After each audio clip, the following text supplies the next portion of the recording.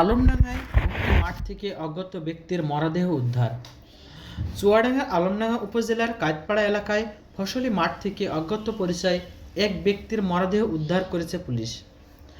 বৃহস্পতিবার সকালে স্থানীয় কৃষকদের তথ্যের ভিত্তিতে আলমডাঙ্গা থানা পুলিশ ঘটনাস্থলে পৌঁছে মরদেহটি উদ্ধার করে। স্থানীয় সূত্রে জানা গেছে, বৃহস্পতিবার ভোর কাঠপাড়া গ্রামের বাসিন্দারা মাঠে কাজ করতে যাওয়ার সময় এক ব্যক্তিকে নিথর অবস্থায় পড়ে থাকতে দেখেন। পরে কাছে গিয়ে তাকে মৃত্যু অবস্থায় দেখে এলাকায় জানাজানি হয় এবং শত শত মানুষ ভিড় জমায়। তাৎক্ষণিকভাবে নিহতের পরিচয় শনাক্ত করতে পারেনি স্থানীয়রা। পরে খবর পেয়ে আলমডাঙ্গা থানা পুলিশ দ্রুত ঘটনাস্থলে উপস্থিত হয়। আলমডাঙ্গা থানা পুলিশ জানিয়েছে, মরদেহের সুরতহাল প্রতিবেদনে তৈরি করা হয়েছে।